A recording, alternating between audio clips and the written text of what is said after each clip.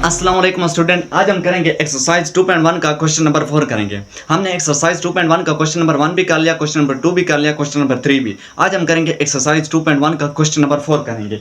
ये मेरे पास student question number 4 है। ये कहता है कि determine whether the following quadratic equation have real roots. आपने पता करना है, ये इक्वेशन दी गई है, इनमें आपने पता लगाना है, पता करना है, डिटरमाइन करना है कि क्वाड्रेटिक ये क्या है, रियल रूट्स रखती हैं। आपने इनके रियल रूट्स बताने हैं। ठीक है स्टूडेंट, क्या ये रियल रूट्स रखती है, आपने डिस्क्रिमिनेंट मालूम करना है, फिर बताना है कि क्या ये रूट्स रियल है या क्या है। आपने क्या करना है, डिटरमाइन, इस इक्वेशन में से डिटरमाइन क्या करना है, रूट्स, रियल रूट्स डिटरमाइन करना है। अगर ये रूट्स रियल हैं, ये रूट्स रियल हैं, तो आपने इसको क्या करना है, इनके रूट्स मालूम करने हैं। इन इक्वेशन की फिर x क्या वैल्यू मालूम करोगे। मैं ये क्वेश्चन को सॉल्व करता हूँ, आपको समझ आ जाएगी। ठीक है स्टूडेंट, तो हम क्या करते हैं, इसको हम हल करते हैं तो आपको समझ आ जाएगी। यानी कि मैं इसको करता हूँ, a इज इक्वल टू 1 हो गया, b इज इक्वल टू मेरे पास 5 हो गया और c इज इक्वल टू 5 हो गया। ठीक है स्टूडेंट, अब हम करते हैं, यानी कि डिस्क्रिमिनेंट का जो मेरे पास फार्मूला होता है वो है b स्क्वायर माइनस 4ac। ये डिस्क्रिमिनेंट का फार्मूला है। ठीक है स्टूडेंट, तो हम पढ़ते हैं, इसमें पुट करते हैं, वैल्यू पुट करते हैं, यानी कि ये 5 का स्क्वायर हो जाएगा माइनस 4 और a की जगह आ जाएगा 1 और c की जगह क्या आ जाएगा 5 हो जाएगा। अब 5 का स्क्वायर लोगे तो 25 हो जाएगा, इनको आपस में मल्टीप्लाई करोगे तो 20 हो जाएगा, यानी कि मेरे पास आ जाएगा 5 हो गया। अब ये 5 आ गया, उसने कहा हमने क्या डिटरमाइन करना था, इसमें से हमने ये डिटरमाइन करना था कि ये रूट्स क्या होना चाहिए, यानी कि रियल है। आपने ये चेक करना है कि रूट्स रियल है। हाँ, हमारे पास रूट्स क्या आ गया, रियल आ गया, तो हम इधर लिखते हैं कि roots are real, roots are real. ठीक है स्टूडेंट, हमने ये डिटरमाइन करना था कि रूट्स रियल है, तो हमारे पास क्या आ गया, रूट्स रियल आ गया। अब हम वो कहते हैं कि फाइंड द रूट्स, यानी कि अब ये जो इक्वेशन दी गई इसमें से आप x की वैल्यू मालूम करो, रूट्स मालूम करो। तो हम रूट्स कैसे फाइंड कर देंगे, यानी कि आ जाएगा x square plus 5x plus 5। इसको हम देखेंगे कि पहले फैक्टराइजेशन से होता है, फैक्टराइजेशन से नहीं होता अभी, तो हम इस पर क्या लगाएंगे, क्वाड्रेटिक फार्मूला लगाएंगे। क्वाड्रेटिक फार्मूला यानी कि a इज इक्वल टू 1 है, b इज इक्वल टू मेरे पास 5 है और c इज इक्वल टू मेरे पास क्या है, ये भी 5 है। क्वाड्रेटिक फार्मूला है x is equal to minus b plus minus ये हो जाएगा b square minus 4ac divided by 2a हो जाएगा। ये हमने क्वाड्रेटिक फार्मूला, यही क्वाड्रेटिक फार्मूला पढ़ा है ना, तो हम क्या करते हैं, इसमें अभी वैल्यू पुट कर देते हैं।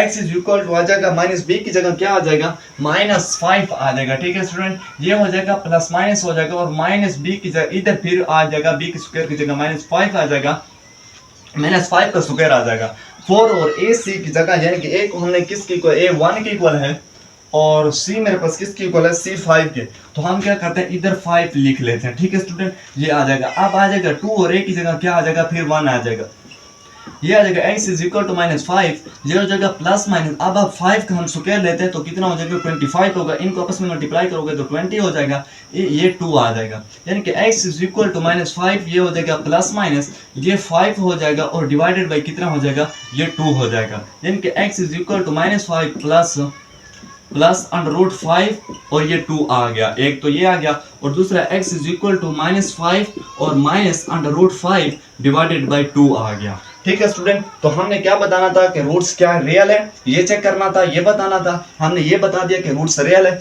अब उसने कहा कि इसके अगर रियल है तो फाइंड द रूट्स, आपने रूट्स मालूम करने, तो हमने क्या, ये रूट्स भी मालूम कर ले। अब हम इसका नेक्स्ट पार्ट करते हैं, इसको भी हम उसी तरह करते हैं, यानी कि a इज इक्वल टू 1 हो जाएगा, b इज इक्वल टू 12 हो जाएगा और c इज इक्वल टू मेरे पास हो जाएगा 9। तो मेरे पास डिस्क्रिमिनेंट का जो फार्मूला होता है ये है b स्क्वायर माइनस 4ac।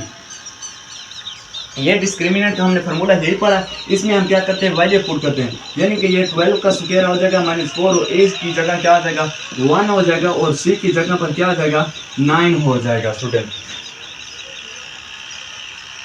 हाँ, तो ये हो जाएगा, ये 12 का आप स्क्वायर लोगे तो कितना हो जाएगा 144 हो जाएगा और ये माइनस ये 36 हो जाएगा। ये स्टूडेंट एक दफा मैं देख लो गलत तो नहीं लिखा क्वेश्चन।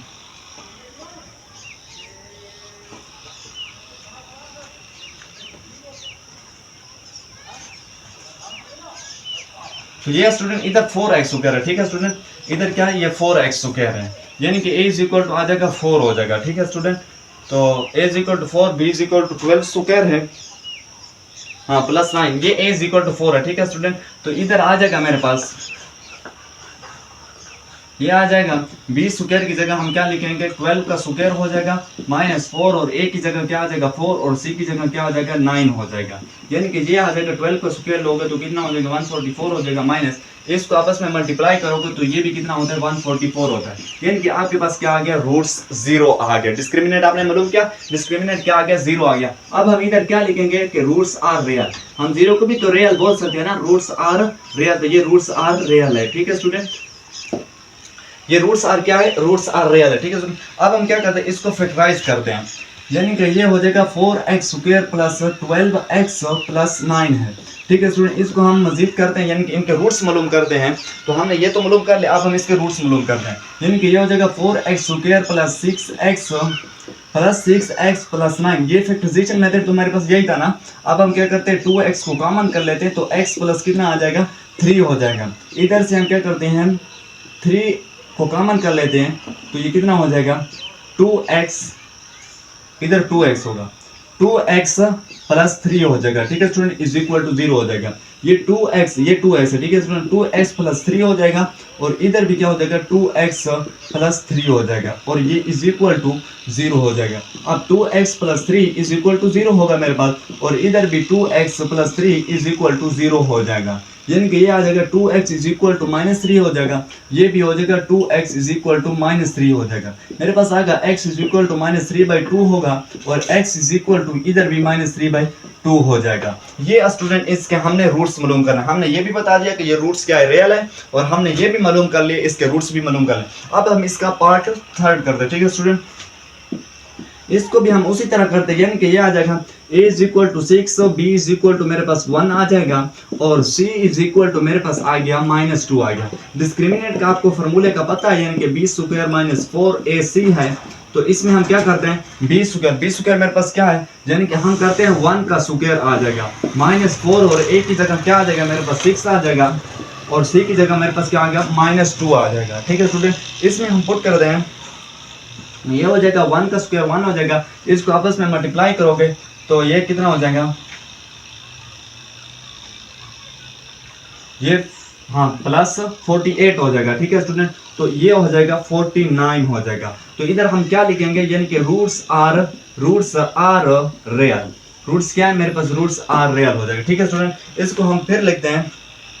हाँ, तो इसको हमने ये बता दिया ना कि रूट्स आर रियल। अब हम इसकी क्या मालूम करते हैं, रूट्स मालूम करते हैं, यानी कि x की हम वैल्यू मालूम करते हैं, यानी कि 6x square plus x minus 2 is equal to है 0। तो हम इसको फैक्टराइजेशन मेथड से करते हैं। फैक्टराइजेशन मेथड मेरे पास है 6x स्क्वायर, ये हो जाएगा plus 4x minus 3x minus 2 is equal to हो जाएगा 0। इधर से हम क्या कॉमन कर लेंगे, 2x को कॉमन कर लेंगे तो 3x प्लस 2 हो जाएगा। ठीक है स्टूडेंट, इधर से मैं -1 को कॉमन कर लेता हूँ तो ये आ जाएगा 3x प्लस 2 हो जाएगा।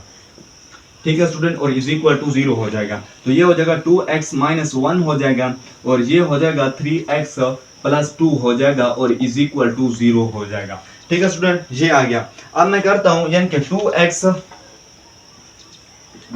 इज इक्वल टू 1 हो जाएगा, इधर भी 3x इज इक्वल टू -2 हो जाएगा। इसको हम मजीद सिंप्लीफाई कर सकते हैं ना, आप लोग आप खुद भी कर सकते हैं। ठीक है स्टूडेंट, इधर जगह नहीं है, हाँ मैं कर देता हूँ। चलो, ये x इज इक्वल टू 1/2 आ जाएगा। ठीक है स्टूडेंट, इधर भी क्या आ गया, x इज इक्वल टू -2/3 हो जाएगा। ठीक है स्टूडेंट, या अब यहाँ तक भी मैंने अगर दिख रहा है आपको वीडियो में दिख रहा है तो आप यहाँ इससे आगे खुद भी कर सकते हैं। ये फैक्टराइजेशन मेथड आसान मेथड है, ये आपने 9th में भी पढ़ा होगा, 8th में भी पढ़ा होगा।